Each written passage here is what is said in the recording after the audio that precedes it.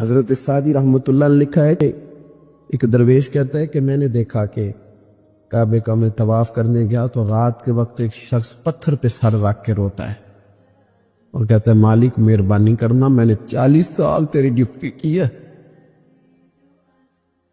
میں نے کو 2-4 دن کی قبول کر لینا، میں نے 40 سال تیری نوکری کی، قبول فرما لینا، قیامت میں رسوا نہ کرنا۔ وہ شخص کہتے، بزرگ کہتے ہیں میں سمجھا کو بڑا گناہگار ہے، تو میں جا کے اسے تسلی دیتا ہوں، میں کہتا ہوں کوئی نہیں فکر نہ کر، اللہ بڑا کریم ہے، وہ بڑا گناہگار ہے، رو رہا ہے۔ کہتے ہیں جب میں قریب گیا اور میرے قدموں کی آہٹ اس بزرگ کے کانوں تک گئی اور انہوں نے سر اٹھایا تو میں تو تڑپ گیا، یہ تو بغداد کے پیر غوث اعظم جیلانی ہے۔ کہا میں نے 40 سال کی ہے تیری ڈیوٹی، تیرے دین کی نوکری، کو 2-4 دن کی، چل زیادہ نہیں، تو اسے قبول کر لینا تاکہ بات بن جائے۔ ایک ہوتی ہے انسان کی مجبوری، معذوری، عذر، ایک ہوتی ہے اس کی لاپرواہی۔ ان دونوں چیزوں میں زمین و آسمان کا فرق ہے۔ یہ جو لاپرواہی ہوتی ہے یہ کسی بھی شخص سے منسلک ساری چیزوں کو ہی خراب کر دیتی ہے۔ آپ نے ایک چھوٹا سا پودا بھی اگر لگایا ہے اور آپ لاپرواہی کا مظاہرہ کرتے ہیں تو وہ خشک ہو جائے گا۔ تیجے مالی جیندے ہون تو پھر بوٹے سوک دے نہیں۔ اگر آپ اس کی پرواہ کرتے ہیں، اس پر توجہ دیتے ہیں تو اس کی نشو و نما ہوگی، وہ آگے بڑھے گا، وہ ترقی کرے گا، وہ ایک تناب درخت بن جائے گا۔ جس چیز کی بھی آپ پرواہ نہیں کرتے، آپ اپنی صحت کی ہی اگر پرواہ نہیں کرتے، آپ نے کبھی نہیں دیکھا کہ یہ کھانا جس ہوٹل سے میں کھا رہا ہوں یہ کوئی معیاری ہے یا بالکل غیر معیاری ہے، آپ نے کبھی پرواہ نہیں کی کہ مجھے کوئی اپنی خوراک کا وقت مقرر کرنا چاہیے اور مرتب طریقے سے مجھے غذا لینی چاہیے، تو آپ بیمار ہو جائیں گے۔ لاپرواہی آپ کسی چیز کی بھی کریں، غفلت آپ کسی چیز پر بھی کریں، بات کو شخص آپ کو سمجھا رہا ہوتا ہے، آپ کو گھر والے کوئی بات کہہ رہے ہوتے ہیں، لیکن چونکہ آپ غیر حاضر ہیں، لاپرواہی سے سن رہے ہیں، غفلت سے سن رہے ہیں، تو آپ کو پوچھنا پڑتا ہے کیا کہا تھا آپ نے؟ کیوں بھلا یہ ہوتا ہے کہ آپ غفلت میں تھے۔ یہ جو غفلت ہے نا، غفلت یہ بڑی نقصان دہ چیز ہے، یہ انسان سے تعلق رکھنے والی ہر چیز کا برا حال کر دیتی ہے۔ ہم نہ تو اب کمزور ہیں، نہ ان پڑھ ہیں، نہ چھوٹے ہیں، نہ جدید دور کے تقاضوں سے ہم نا آشنا ہیں۔ کسی شخص سے بھی آپ گفتگو کریں گے تو اللہ کے فضل سے وہ ڈھیر ساری چیزوں کا ادراک رکھتا ہے، سمجھ رکھتا ہے، شعور رکھتا ہے۔ وہ آپ کے ساتھ جب گفتگو کرتا ہے تو محسوس ہوتا ہے کہ وہ ساری چیزوں کو سمجھ رہا ہے، خطرات سے بھی آگاہ ہے، خوشخبریوں سے بھی آگاہ ہے، آنے والے وقت میں کون سی چیزیں نقصان کا باعث بن رہی ہیں اور کون سے پھول خوشبو دینے جا رہے ہیں، وہ سب چیزوں کو جانتا ہے۔ لیکن اس کے باوجود جو اتنی زیادہ کمزوری امت میں آ گئی ہے، اس قدر زیادہ ٹوٹ پھوٹ کا جو ہم شکار ہیں، تو زیادہ تر مسئلہ ہماری لاپرواہیوں کا ہے، ہم غفلتوں کا شکار ہیں۔ غفلت ایک خوفناک چیز کا نام ہے، یعنی جو بندہ پرواہ نہیں کرتا، توجہ نہیں دیتا، خیال نہیں کرتا اپنی ذمہ داریوں کا، وہ شخص فساد کا باعث بنتا ہے، وہ نقصان کرتا ہے، وہ اذیت ناک حد تک چیزوں کو لے جاتا ہے۔ آپ کو بہرحال پرواہ کرنی پڑتی ہے۔ یہ جس دور میں میں اور آپ ہیں نا، یہ لہو و لعب کا دور ہے، کھیل تماشے کا۔ کھیل تماشا ہمیشہ انسان کو لاپرواہ کر دیتا ہے۔ آپ دیکھ لیں، کل تک کھیل تماشا کسی گراؤنڈ میں جا کر کسی آلے کے ساتھ کھیلا جاتا تھا، وقت نکال کے لوگ جاتے تھے، کچھ دیر کے لیے ان کا ذہن تقسیم ہوتا تھا، گھر لوٹتے تھے، اپنی ڈیوٹی کرتے تھے۔ اب کھیل تماشے ہماری جیبوں میں آ گئے. چھوٹا آدمی، بڑا آدمی، اس سے بڑا آدمی، وہ سب اس کھیل تماشے میں مبتلا ہیں، اور وہ مذاق کی کیفیت اتنی دور چلی گئی ہے. میں بڑی معذرت کے ساتھ یہ بات عرض کرنے لگا ہوں کہ بعض اوقات بڑے بھی اس چیز کا شکار ہو کر اس طرح کی بات کرتے ہیں کہ چھوٹے ادھر ادھر دیکھ رہے ہوتے ہیں کہ کیا اس کو یہ بات کرنی چاہیے تھی. لیکن چونکہ ساری رات ساری صبح لگ ہی اس کھیل تماشے میں گئی ہے، لہو و لعب میں گئی ہے، مزاج بن گیا ہے، قوم سنجیدہ نہیں رہی. آپ کسی شخص سے بھی بات کر رہے ہوتے ہیں تو وہ چاہتا ہے کہ کچھ دیر میں گپ شپ کروں، کھیل تماشا کروں، شغل مغل کروں، میں گزر جاؤں. سنجیدگی فکر، مزاج کا ٹھہراؤ. اور درویشوں نے تو شکوہ کیا ہے کہ عمر بیت گئی، لوگوں کی عمر بیت گئی، ہڈیاں کمبن، گوڈے کھڑکن، اڑ گیا لک تیرا، اجے بھی گناہ تو باز نامے، واہ واہ مرد دلیرا.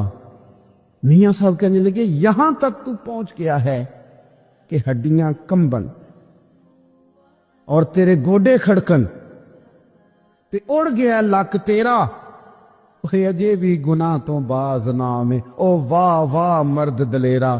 وہ تو اتنا دلیر ہو گیا کہ جب تجھے چاہیے تھا کہ اب ہی تیرے ہاتھ میں استغفار کی تسبیح آتی، اب ہی تجھے سجدے کا ذوق ہوتا. ہم اتنے زیادہ غفلت کا شکار ہیں، آپ یقین کریں. دیکھو، معافی ہوتی ہے عذر کی، معافی ہوتی ہے معذوری کی، غفلتوں کی معافی. جب ہم اسکول میں پڑھتے تھے، مدرسے میں پڑھتے تھے، تو جس بچے کا پتہ چل جاتا تھا نا یہ بیمار تھا، اسے مار نہیں پڑتی تھی. جس کا پتہ چل جاتا تھا نا کہ اس کے گھر میں کوئی پریشانی آ گئی تھی، اسے مار نہیں پڑتی تھی. غصہ دلانے والی بات یہ ہوتی تھی کہ گھر والے کہتے تھے کہ ہم نے تو بھیجا تھا، صبح تیار کر کے بیگ دے کے اس کو روانہ کیا تھا، اور جب پتہ چلتا تھا نا کہ یہ آیا نہیں، وہاں بیٹھ کر وقت گزارا، وہاں بیٹھ کر وقت گزارا. اب یہ وہ مسئلہ تھا کہ استاد اس پر یوں ہوتا تھا کہ جس طرح وہ پورے جلال میں آ گئے. اس بات نے انہیں اتنا غصہ دلا، او تو بیٹھا رہا، جان بوجھ کے نہیں آیا. اس کو شدید مار پڑتی تھی. جب ہم بڑے ہوئے، کتاب و سنت کو دیکھا تو کچھ چیزیں عجیب سی سمجھ میں آئیں.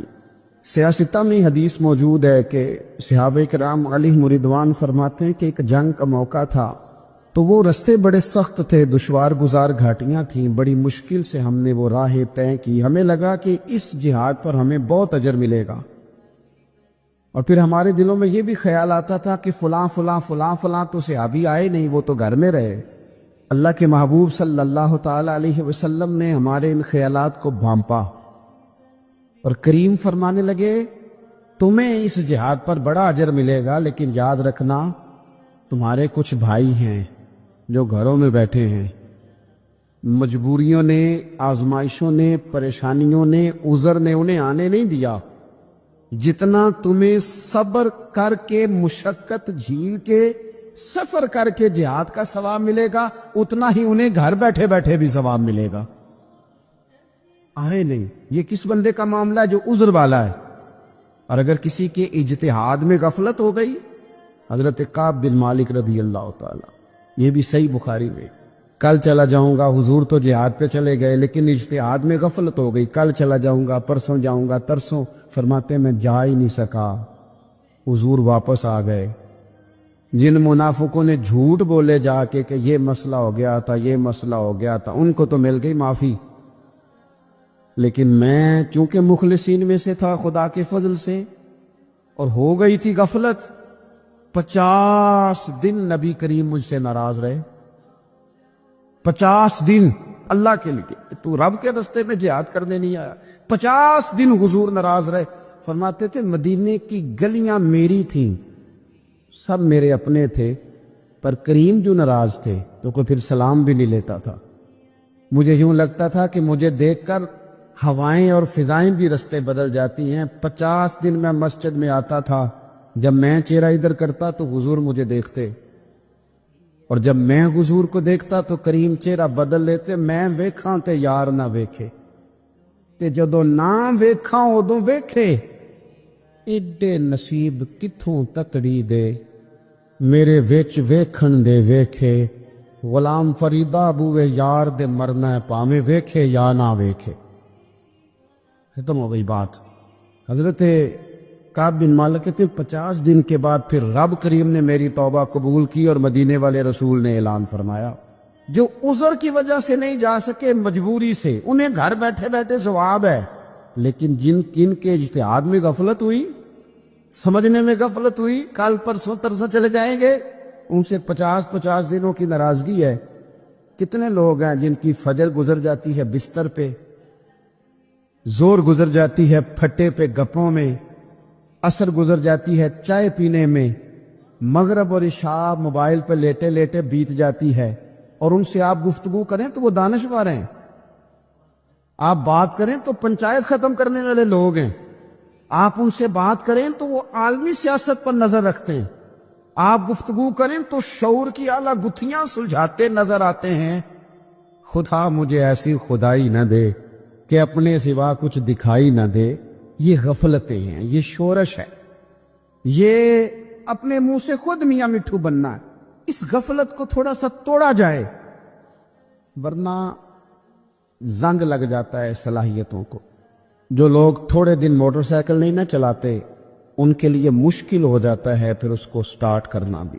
ہمارے استاد کہا کرتے تھے جو لوگ پڑھاتے نہیں انہیں کتابیں بھولنے لگ جاتی ہیں، جو لوگ کوئی کام کرتے نہیں پھر وہ آہستہ آہستہ وہ زنگ آلود ہو جاتا ہے، وہ کہتے ہیں اب نہیں ہو سکتا تم سے، اب مشکل ہے.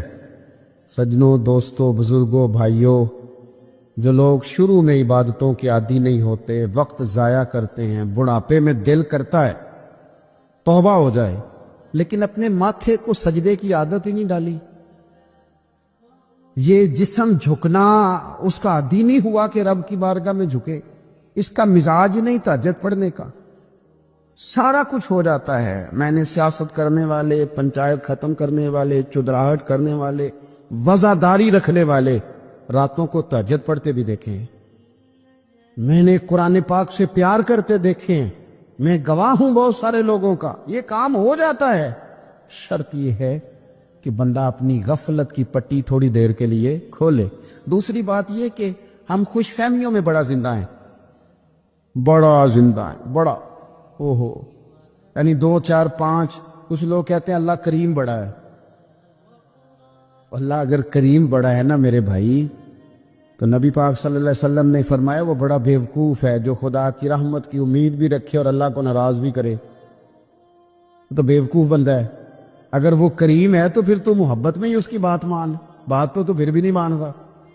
کچھ لوگ کہتے ہیں نبی پاک صلی اللہ تعالی علیہ وآلہ وسلم شفاعت کریں گے. بھئی ہمارا تو سہارا ہی اس بات پہ ہے، حضور سفارش کریں گے. پر نبی پاک نے درجنوں جگہوں کہا ہے جو میرے طریقے پہ نہ چلے فلیس منا، مجھ سے نہیں. حضور نے فرمایا جو بڑے کی توقیر نہ کرے، چھوٹے پہ رحم نہ کرے، وہ مجھ سے نہیں. فرمایا جو ملاوٹ کرے وہ ہم میں سے. تو یہ حدیثیں بھی تو یاد رکھو نا. شفاعت کی بات انکار نہیں، حضور گناہگاروں کی ہی کریں گے، لیکن یہ حضور نے جو ہمیں اسباق پڑھائے یہ کس لیے پڑھائے؟ یہ بھی تو ہماری سمجھ کے لیے ہے نا. یہ ساری چیزیں ہم نے غفلت بنا کے اپنے اوپر اوڑھ لی. اور پھر سب سے بڑی بات یہ، جو لوگ جنت کے وارث اور مالک ہیں نا، کریم محبوب نے فرمایا یہ جو میری بیٹی فاطمہ ہے جنتی عورتوں کی سردار ہے. تو یہ تو جنت کی مالکہ اور وارثہ ہیں. وہ تو ساری رات ہی نماز پڑھتی تھی، سارا دن عبادت کرتی تھی. پاک سب سے زیادہ تو ان کو تھا، تو یہ تو 1 منٹ کے لیے مصلی سے جدا نہیں ہوئے. اور جنہوں نے صرف امید لگائی ہے، کوئی ان کے پاس ڈگری نہیں، وہ بن کے بیٹھ گئے ہیں. وہ کہتے ہیں جناب جنت مطلب ہم جسے کہیں کہ معاذ اللہ وہ جائے گا، دوسرے کو جانے دیتے ہیں. اپنی زندگی میں خوش فہمیاں نہ لائیں، یہ غفلت پیدا کرتی ہیں. غفلت بڑی خطرناک چیز کا نام ہے. جب بندہ غافل ہو جاتا، میں آپ سے ایک بات عرض کروں، حضرت عبداللہ ابن مسعود فرماتے ہیں کہ مومن رائی کے دانے کے برابر غلطی ہو جائے تو اسے لگتا ہے میرے سر پہ پہاڑ کھڑا ہے.